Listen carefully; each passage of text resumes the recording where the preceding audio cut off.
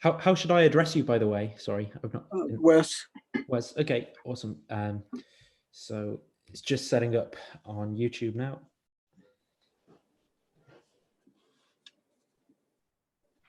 And we are live now. So thanks for coming on, Wes. And I wondered if, for those who maybe aren't familiar with some of your work and stuff, if you wanted to just briefly introduce yourself and what you're currently doing. Yeah, I'm Wes Morriston. I'm a longtime professor at the University of Colorado in Boulder. For many years, I did various things in philosophy of religion. I guess that's enough about me. And would you say that as a philosopher of religion, you kind of like identify with like the role of like Christian apologetics in that, or would you say Christianity is like something almost incidental to your interest in philosophy as well? I thought of myself always as a philosopher, just following the argument wherever it wanted to go. And then I listened to an interview with you. I'm not sure when the interview was, but I listened to it maybe 2 weeks ago, where you were saying, for example, you might disagree with some of the Christian philosophers out there, like people holding to, say, particular doctrines of inspiration, infallibility, maybe more the conservative evangelical type of Christianity. Do you want to talk a little bit about what your relationship has been with faith and what Christianity means to you now? Well, I was raised by very conservative religious people. My father was a minister. I was raised with the view that the Bible was the Word of God and that it was utterly inerrant.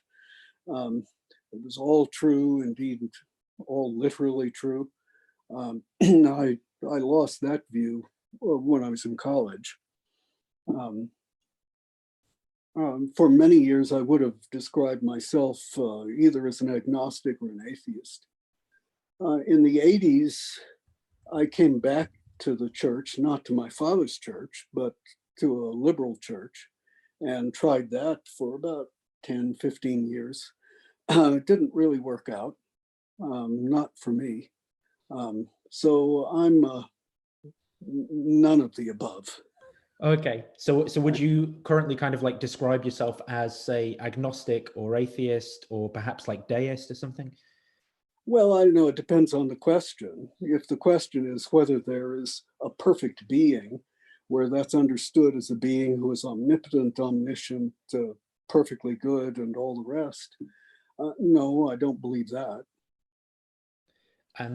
So I've heard like some people, like I think it's like Albert Schweitzer, say like his God is like a hope rather than a fact. Is your view something along those type of lines? Well, I hope there's some larger meaning, but I don't think of it in terms of God anymore.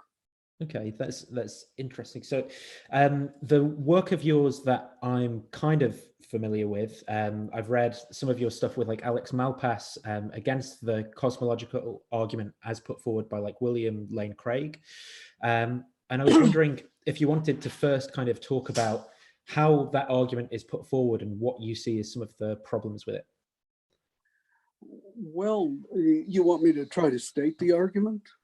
So just briefly, as like the form that you're kind of objecting to. Well, the idea is that the past must have a beginning. So the universe must have a beginning. Whatever begins to be must have a cause.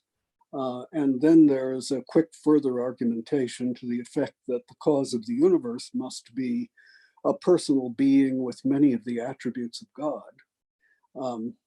I guess I have problems with all the stages of the argument, but I'm nowadays particularly interested in the question about whether the past must have a beginning. And I was going to say, would you say the strongest argumentation that's given for that is like this, because there's the scientific kind of strand and then there's the philosophical kind of strand that I have nothing interesting to say about the scientific part. My own view from what I can gather reading around is that it's all up in the air. as to what the science is. It seems like, 13.7 or 8 or whatever it is billion years ago, something happened. But the state of the universe at that point, according to current theories, is just so utterly unlike what we have now that you can't really say what laws applied in that state of the universe. And it's all really, really speculative. So I'm not of the opinion that you can get the conclusion that time has a beginning just from reflection on contemporary cosmology, physical cosmology. When the physicists have sorted it out and come to some agreement, then maybe I'll be more interested in that. But I'm more interested in the two purely philosophical arguments for saying that time must have a beginning. And what are those arguments, or what would you say is the strongest philosophical argument for a finite past? Well, I think they're both bad. One of them is an argument that there can be no actual infinite whatever, that the series of events in time must have a beginning, because if it didn't, it would be an actual infinite. The other argument is that even if there could be an actual infinite cannot be formed by successive addition. And if time had no beginning, the series of events in time had no beginning, then it would have been formed by successive addition. It would have been actually infinite, and so an actual infinite would have been formed by successive addition, but that, we're told, is impossible. And another thing I sometimes hear philosophers, apologists usually saying, is something along the lines of, like, we couldn't reach the present day. Is that like a substantive argument or anything like that? That claim is made in the context of the successive addition. Right. Argument. We'd be driven back and back, Craig says. And, well, there's no starting point because, right, it's beginningless. And so we'd never get to the present day. Before this event could occur, that one would have had to occur, and before that one could have occurred, another would have had to occur, and so on ad infinitum. And Craig wants to say that that just shows that such a series formed by successive addition is impossible. And what would you say are like the main problems with Craig's arguments here for a finite past, or the impossibility? Let me. A problem for both of the arguments, it seems to me, has to do with the future. Okay. It seems to me the future could be endless. So, to take a simple example,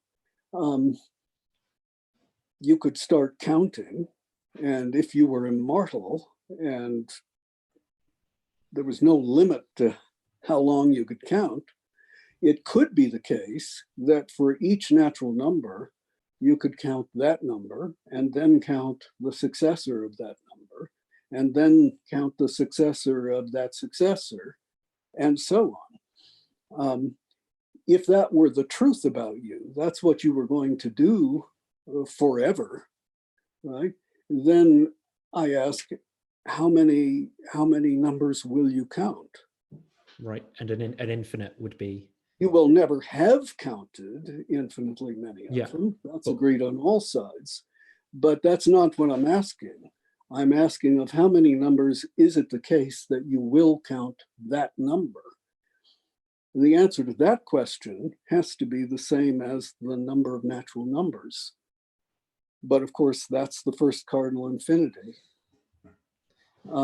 And yet that series is formed by successive addition because each one is added to those that have preceded it, right? So it looks like we have an actually infinite series that is formed by successive addition.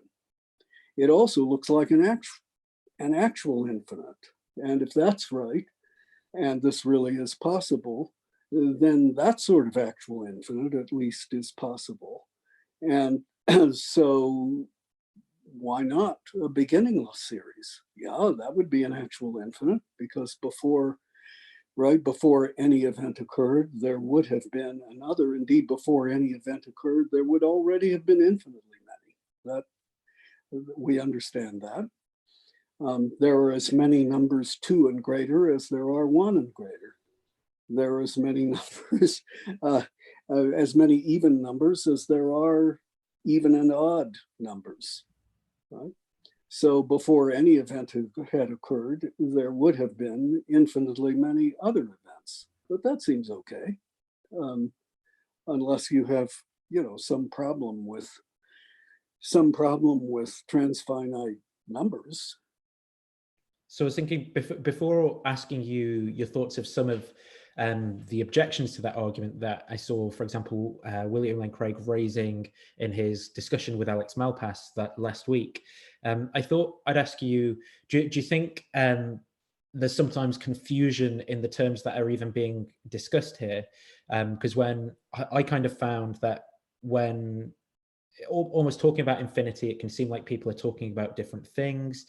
Some people seem to be thinking about infinity as a natural number that can, that can be like counted in some sense, rather than infinity, which I was wondering how do you think we should actually conceive of or think about infinity? The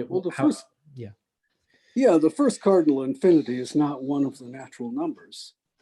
So you can't count to infinity in the sense of, going 1, 2, 3, 4, 5, then for a really long time, and eventually you get to Aleph Naught. No. But nobody is saying that that's true, that you could do that. No one is saying that. Not Malpass, not Craig, not me, not anybody. Right. So that's kind of a red herring. Yeah. What Craig says, actually, he says 2 things about this. One of them is that the future series of countings is only potentially infinite. The other is, well, there just aren't any future countings. So the answer to the question, how many will there be, is 0. Both of those answers missed the mark. What does Craig mean by the potential infinite? Well, his idea is that you start counting, and at every stage of your count, you will have counted only finitely many numbers. So the amount of numbers that you will have counted between the starting point and, the moving now is continually changing. It's continually increasing. And it increases indefinitely. Maybe it will increase forever, but it will always be a finite number, right? That's true, but it's irrelevant. In his sense of potential infinite, it's the series between the start of the count and wherever you've got to as time moves forward. It's the series between the start and whenever then is, wherever you've got to. It's that series that continually increases. Right?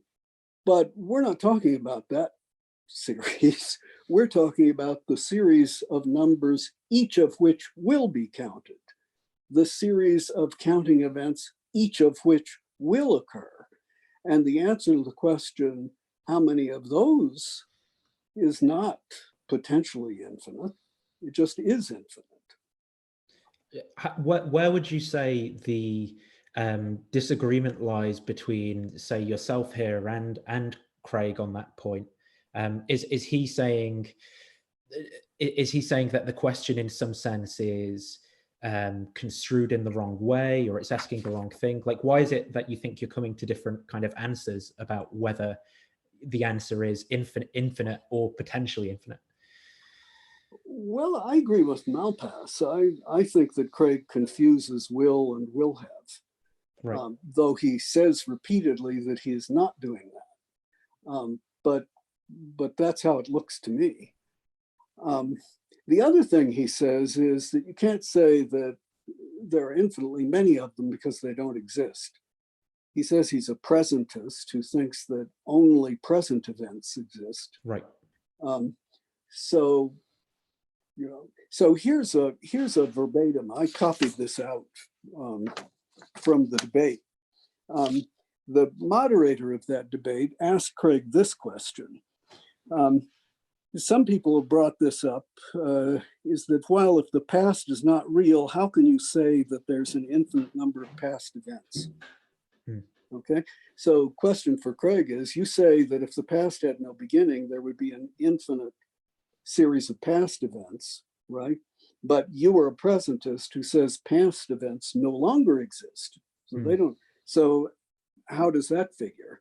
If you're saying this is not an actual infinite, this series of future events is not an actual infinite, how is it that you can say that the series of past events, which also, according to you, don't exist, how can you say that that is an actual infinite?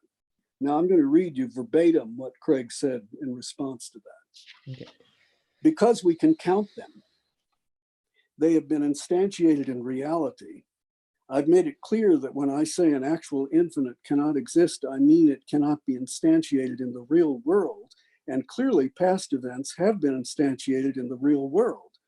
The medieval would say that they have exited from their causes, whereas future events have not been instantiated in reality on a tense theory of time. They are unreal. Now what is Craig actually saying here?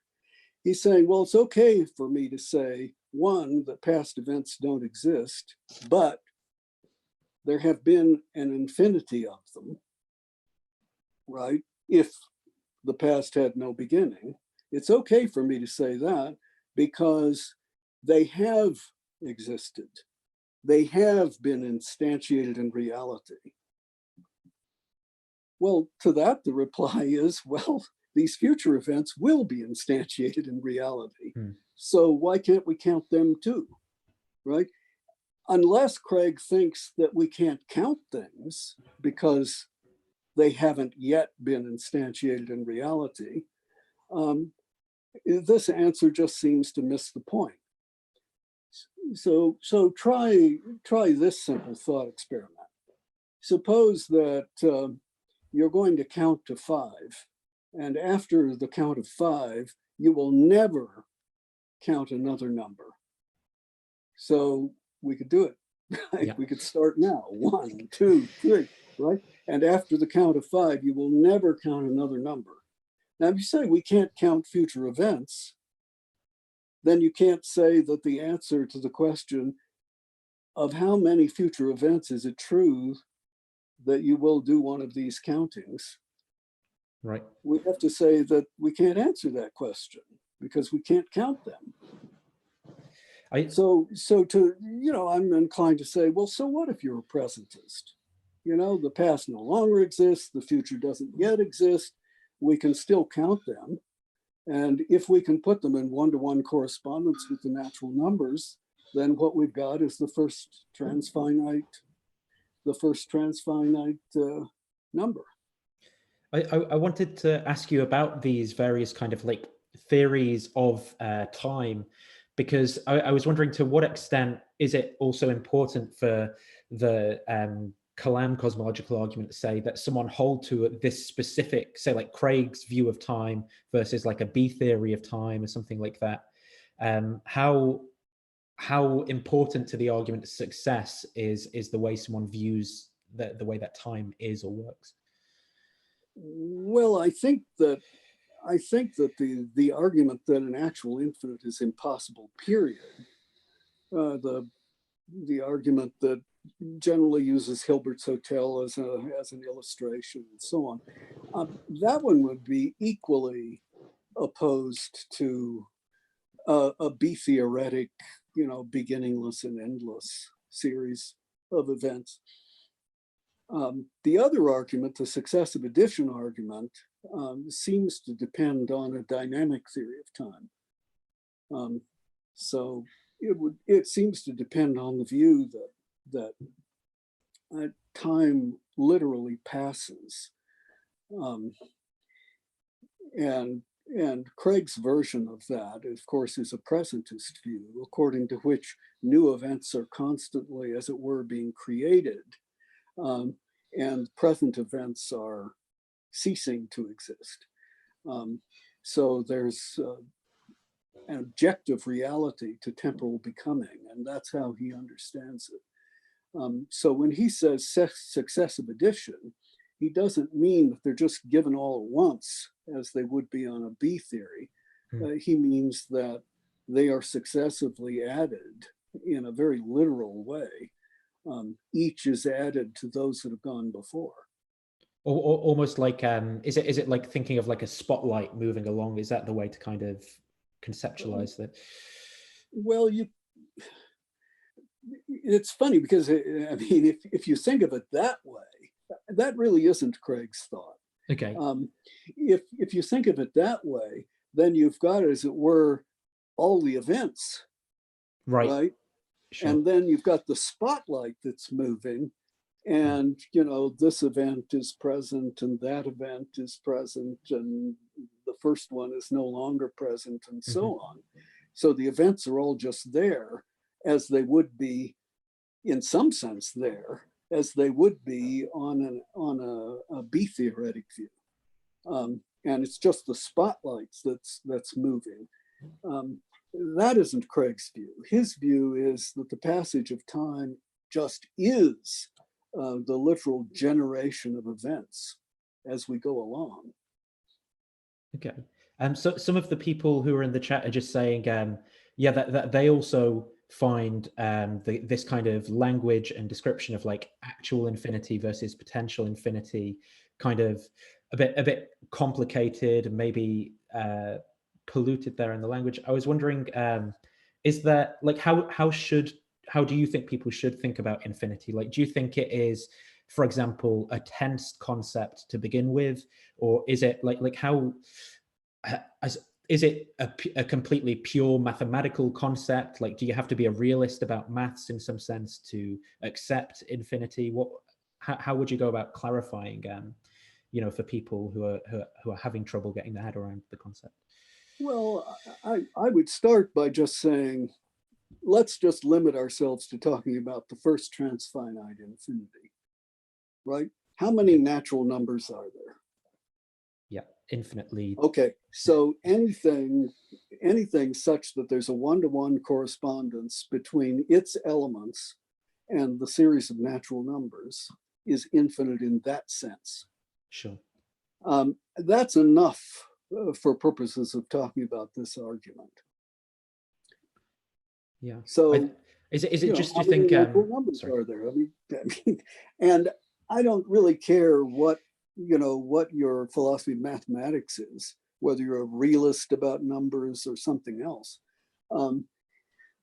Just think, can it be put in one-to-one correspondence with the natural numbers? And now here's what I say. A beginningless series of events would be such that, right, discrete events, right, such that, they're not overlapping, could be placed in one-to-one correspondence with the natural numbers. That makes them infinite in the sense that I just defined. That makes the series of them infinite, right? But of course, exactly the same thing is true of an endless series. And I don't think it makes the slightest difference what theory of time you hold to this point. And that, I think, is what Malpass was arguing. And someone's also asked, sorry, if in this is just strictly in your opinion, is Aleph naught real in the universe or only a mathematical concept? Well, I guess that depends on whether there are infinitely many things. And I've taken no position on that. Okay. I think I'm not sure that there couldn't be, but it's one thing to say that there couldn't be infinitely many things all at once. It's another to say that the past couldn't be infinite, or that the future couldn't be infinite. Those are, actually, I'm agnostic on this. I mean, I don't know. Right. I'm inclined to think that time doesn't have to come to an end. So it seems to me that it could be the case that there's a series of events, each of which will be followed by another. But, maybe the past has a beginning, maybe it doesn't. I just don't think this argument, either of these two arguments, show that it couldn't.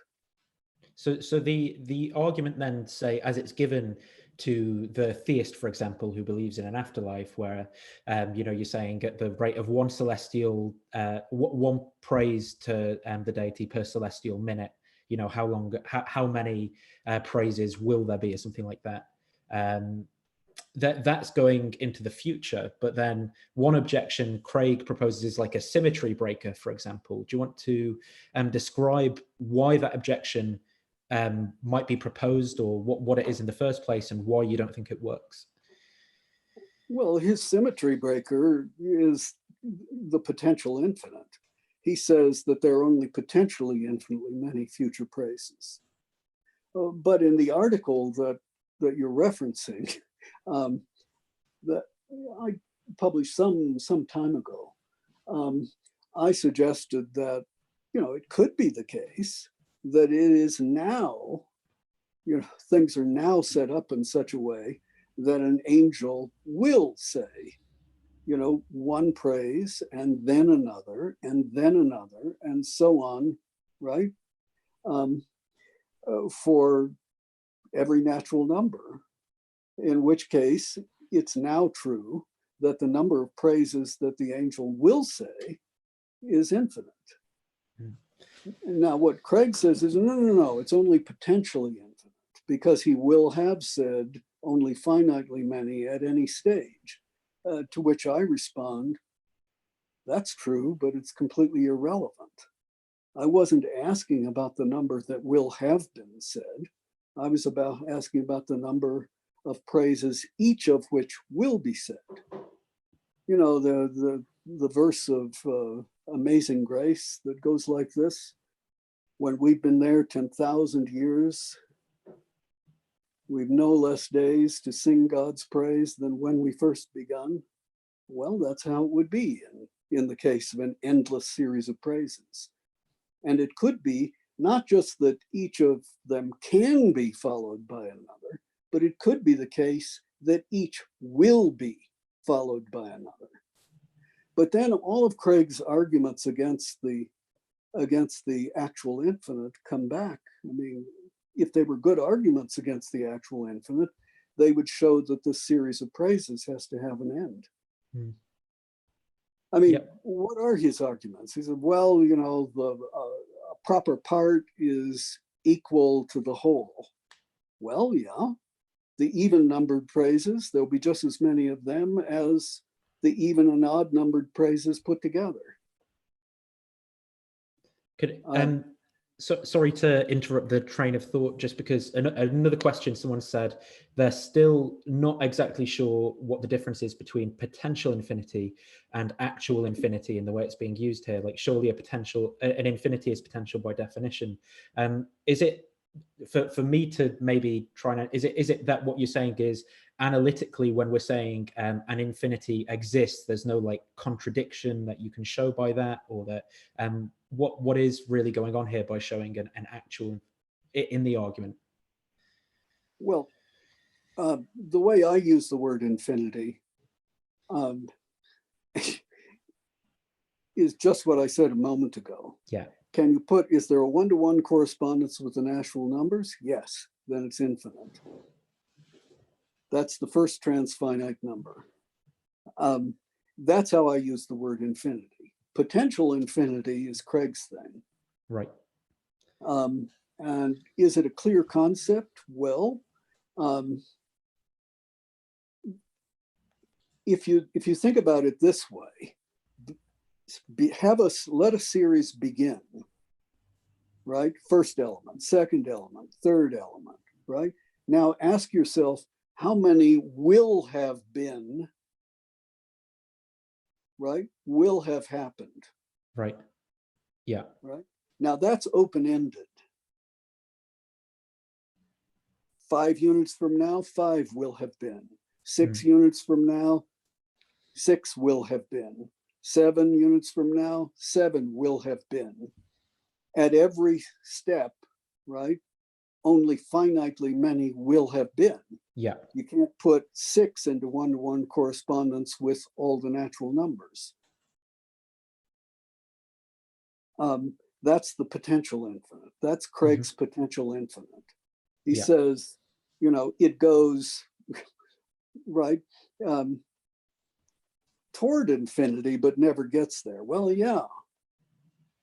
But it sure, it never gets there. You don't, Aleph naught, right? The number of natural numbers is not a number in the series of natural numbers. It's the number of the natural numbers, right?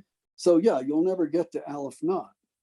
That doesn't mean that there aren't Aleph naught many ones that will happen.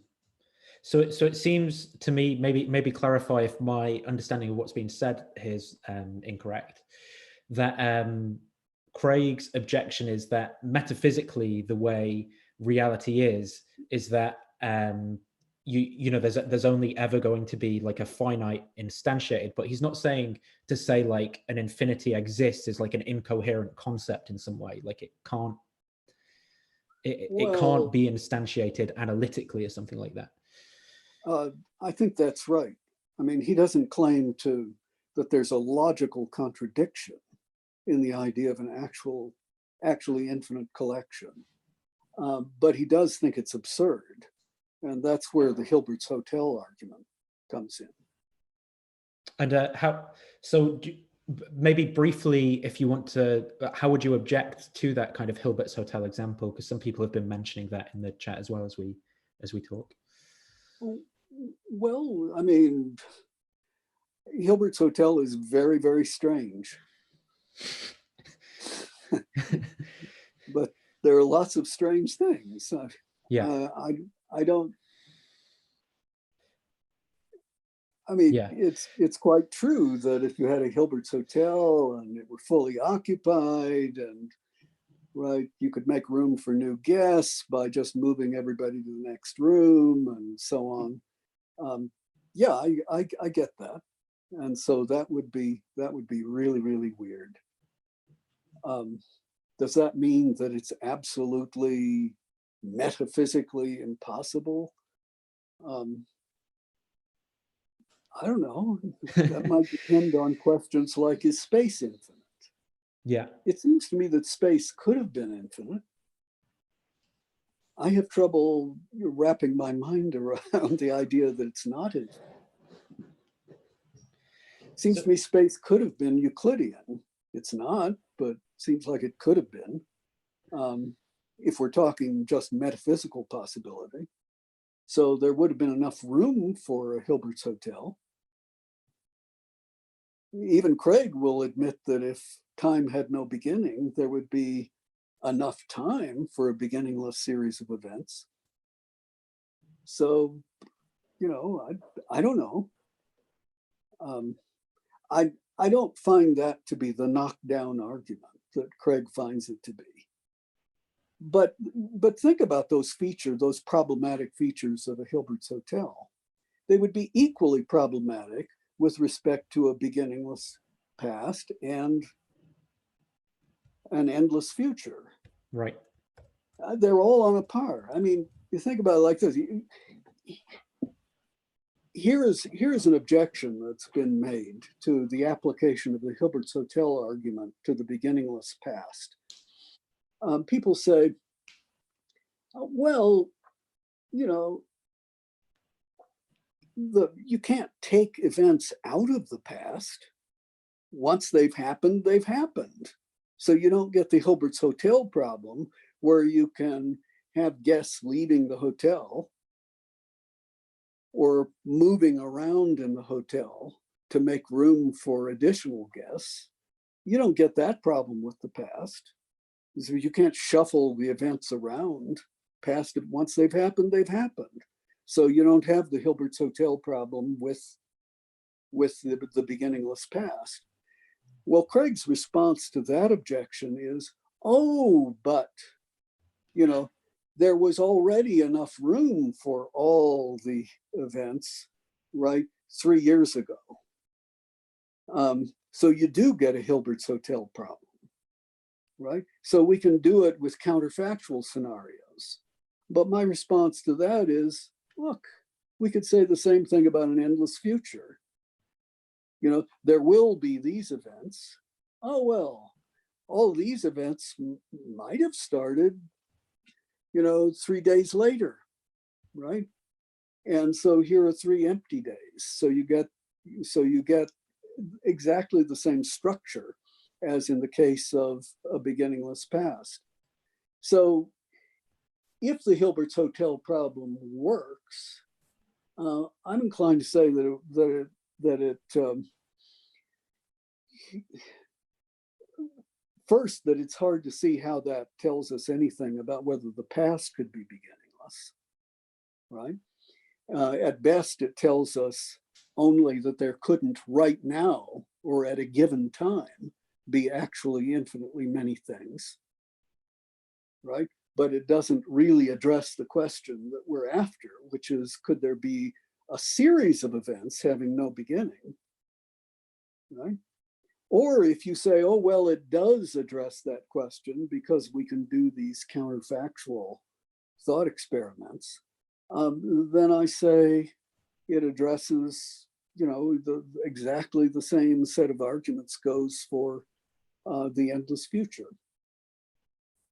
So a lot of the rejection here on the argument, we're talking about the premise the universe has the universe began to exist philosophically. Would you at all attack the premise everything that begins to exist has a cause of its existence? Do you think there are some substantial objections to that, or?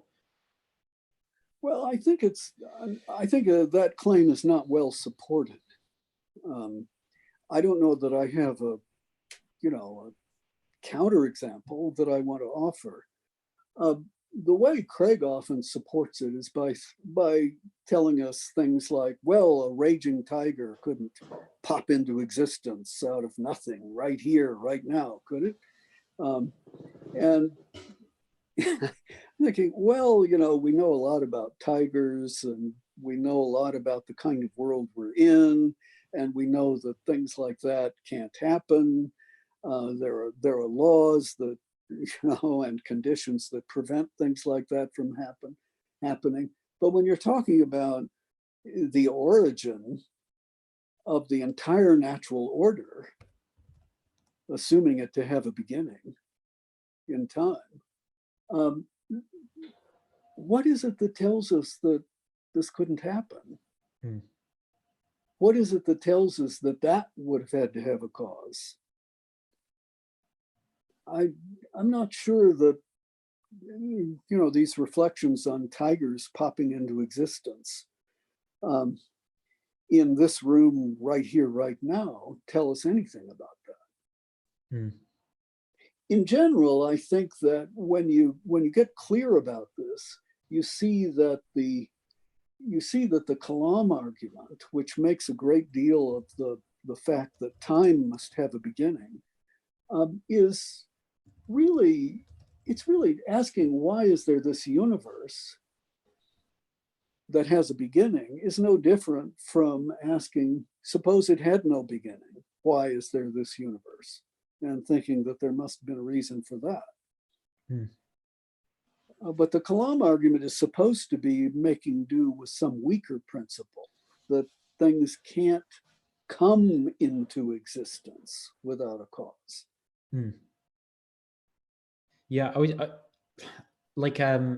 the Kalam argument, would you say it's really dependent on this idea of like temporally ordered cause and effect? Would you say that is its kind of like the biggest weakness in formulating a cosmological argument in this way? No, I think the biggest weakness is that there's no proof that the past has a beginning. Okay. I think that's the biggest weakness. But I think there is something puzzling about this repeated claim that what begins to exist must have a cause. It seems, sometimes Craig says this is empirically well supported. We just find that things don't pop into existence without a cause. Hmm. But of course, it's empirically equally well supported that things aren't created out of nothing. Yeah. I mean, for example, and he thinks that the whole world was created out of nothing by God. It's empirically well supported that things are caused by things that existed in time prior to those things. Whereas Craig thinks that the universe has an absolute beginning and it was created by a being that was timeless. Yeah, I think But what does prior mean here? Prior to the beginning of the universe. And then Craig claims that this timeless being becomes temporal in and by creating a world in time. Now, that is all very hard to, wrap one's mind around. yeah, I was going to say, if I were to just take my kind of intuitions about the way I metaphysically think the world is, I'd probably be assuming the world was flat. I don't think I would have come up with that myself, without having been taught that it isn't. I think, like the relativity of time, certain things that we just take for granted, say in physics and stuff.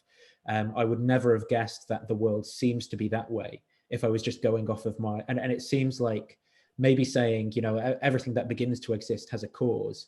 It is one of those things where, denying it isn't like saying the triangle with four sides or something. It's, I'd have to look at I'd have to know everything about every single object that began to exist, really, to be confident in that. I believe that Craig's view is that you're supposed to just scrutinize that proposition and see that it is necessarily true.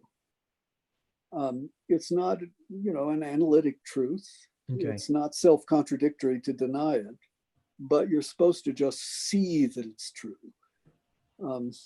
It's like seeing that,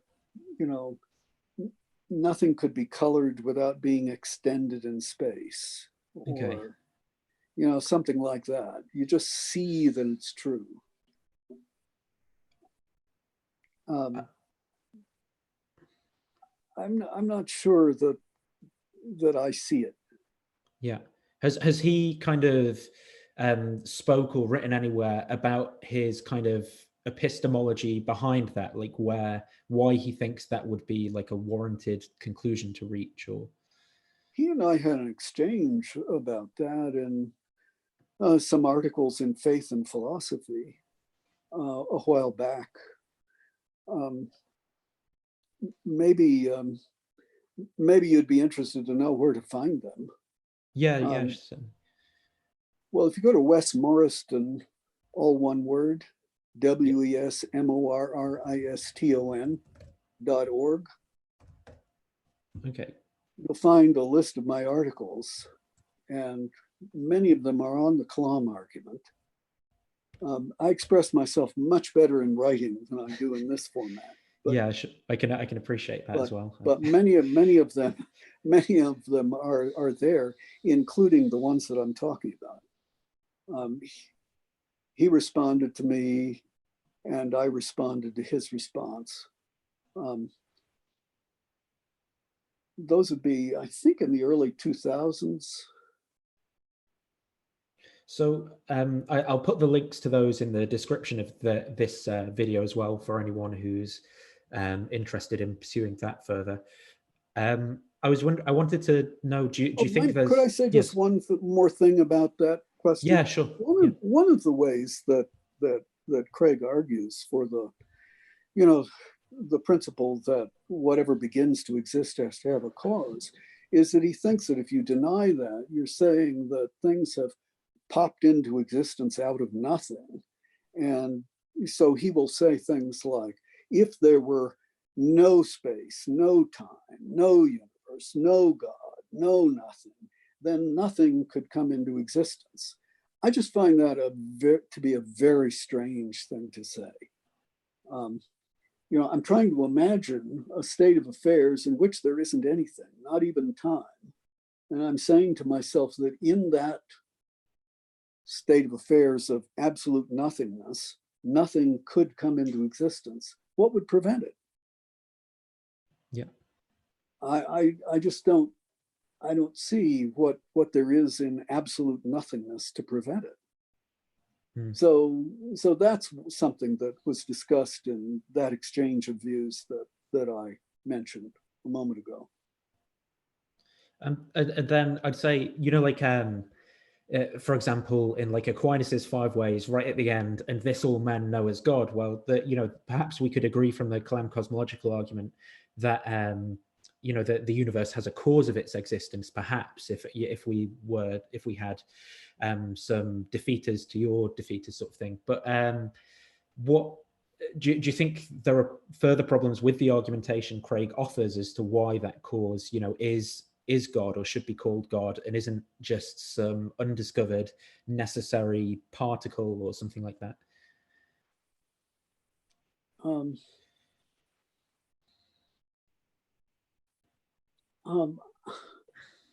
Yeah, I've never really seen why the cause of the universe would have to be external to the universe. Why couldn't it be that, all these contingent things are an expression of some necessarily existent thing that isn't external to the universe at all? Maybe it's what the universe is made of that is necessarily existent, right at the deepest level. And, maybe it has lots of contingent properties and is modified in lots of different ways, but it's not, right, external to the universe. That seems to me to be a possibility that would be worth exploring some. I'm not quite sure. I mean, Craig thinks that it's obviously got to be a timeless being, and it's got to be this cause of the universe. It's got to be something outside, not part of the universe, not any aspect of the universe. It's got to be timeless. It's got to be immaterial because it can't be in space because it, is the cause of space. There's a lot to think about there. The argument that it has to be personal always seemed very obscure to me. He thinks there are only 2 kinds of causation: event causation and causation by persons, by free persons. So not a Calvinist. And so we can no, he's not a Calvinist. And we know it can't be event causation because this is, right, causally prior to the existence of time itself. So it can't be event causation. So he concludes that it has to be this personal causation. And there's a lot to think about there. Are those really the only 2 alternatives? Right. Is the kind of personal agent causation that he's talking about even intelligible? Your Calvinist friends would say no. Yeah. So just on then, still on cosmological arguments in general, do you think there is a stronger formulation of a cosmological argument? Like maybe like an argument from contingency, or maybe even something weird like Descartes' idea of God, and it has to, a cause must contain as much reality as its effect. Is it even proper to classify these together like that, or would you say they're so different that they should all be considered individually, really? Well, Descartes' argument is a special case, but yeah. Take the Leibnizian argument from contingency. I don't have any problem with classifying it as an argument from the world to God.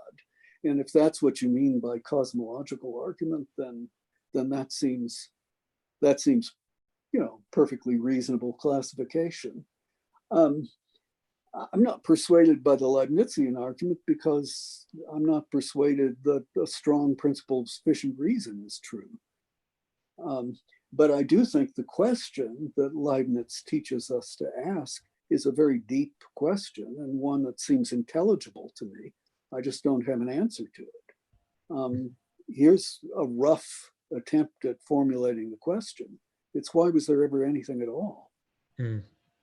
I think that's a very deep, very profound question. I'm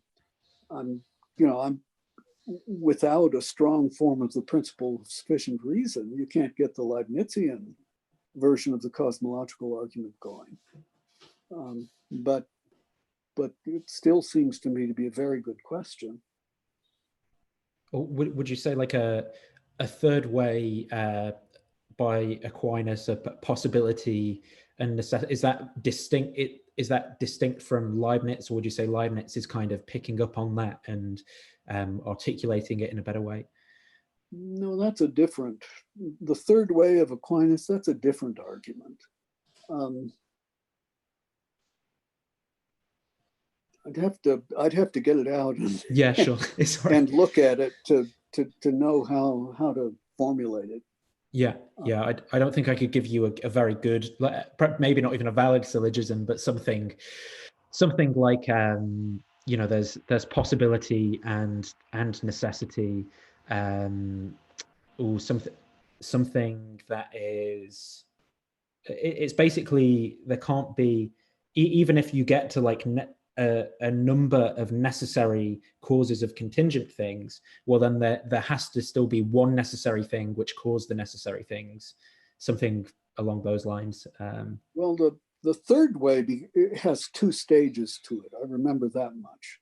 The first is to establish that there must be something necessary, but that's necessary in a special Thomas sense. Yeah. It can't come into existence and can't go out of existence. And then there are things that are necessary of their own nature, as opposed to things that are necessary because of something else. And then there can't be an infinite regress of things that are necessary because of something else. So there must be something that is necessary in itself, and this we all call God.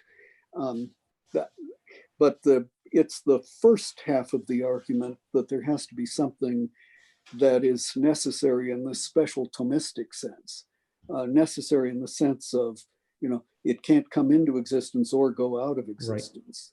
Right. And the argument, as I recall, was something like, because of everything had been contingent, that is slated eventually to go out of existence, everything would have gone out of existence by now, but it hasn't.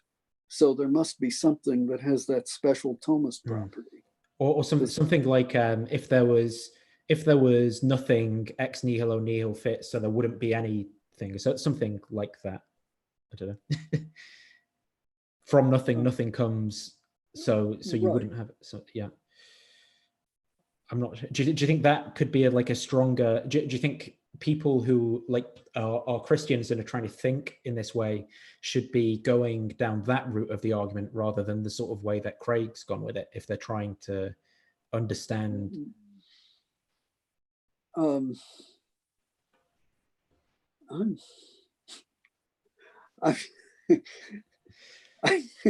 Well, no, I don't. Okay. I don't think you're going to get the answer in Aquinas. Okay, sure. Is there any, do you think, possibly successful form of the argument then out there, or do you think it's kind of almost something, something that it isn't worth considering and for people like a few of the people who are watching right now, for example, are going to go and do undergraduate degrees in philosophy coming next year, like some of them who I know, and they they'll be thinking about like what arguments they want to think about and pursue, maybe if they want to pursue an academic career. Do you think that would be the right direction to go in, thinking about these things? Or well, if you want a very sophisticated version of the argument from Contingency, Josh Rasmussen is your man. And I think he has videos online and in which he he spells it out, Okay. and lots of papers. If you want some version of the Kalam argument, not Craig's, but one that defends it in a very sophisticated way, I would say that Alexander Proust is the person to look at. I mean, I haven't got it all sorted out, but Sure. but these guys have gone well beyond Craig. So someone was asking actually your thoughts on the Grim Reaper paradox as well. So I thought maybe, do you want to briefly go over what that is for those What who the aren't Grim aware? Reaper is? Oh, well, originally the Grim Reaper had to do with a set period of time, and how does it go? There are infinitely many of these reapers, and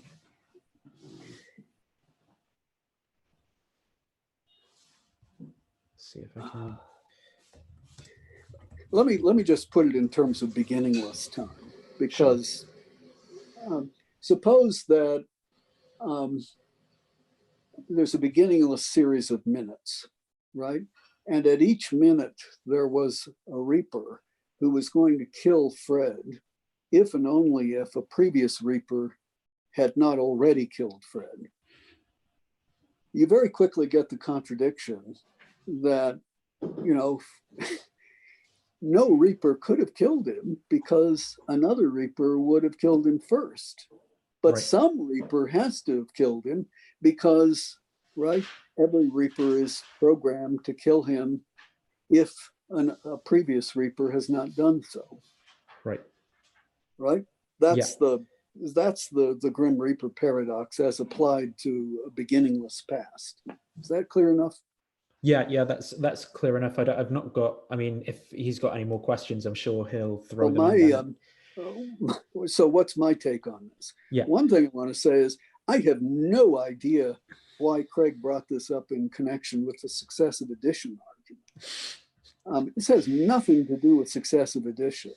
If this Grim Reaper argument showed that the past has to have a beginning, then, right, if that were the only solution to this paradox, then that would be the case whether or not temporal becoming is objective. That would be the case even on a B-theoretic view of time. You see what I mean?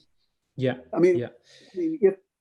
If you've got reapers at a beginningless series of moments, right, it doesn't matter whether time really passes, right? If the reapers are as described, you're going to get this same contradiction. So this doesn't have anything to do with the successive addition argument. That's one thing, as Craig claimed in that debate with Malpass. But what do I think about? I don't have any profound thoughts about it. I think what my own inclination is just to say what this shows is that there can't have been infinitely many Grim Reapers. Sure. And I don't see why we have to explain that by saying that there can't have been any beginningless series of events. And people are constantly doing this. They'll combine infinity with some other, right, with some other thing, such that the combination of the two things is impossible. And then they'll say, well, what we have to blame for this is infinity. And it could be, it could be that the problem is just that the thing you're combining with can't be combined with infinity. Now I know that's may seem like a very superficial solution, but yeah, that's sort of how I see the Grim Reaper problem.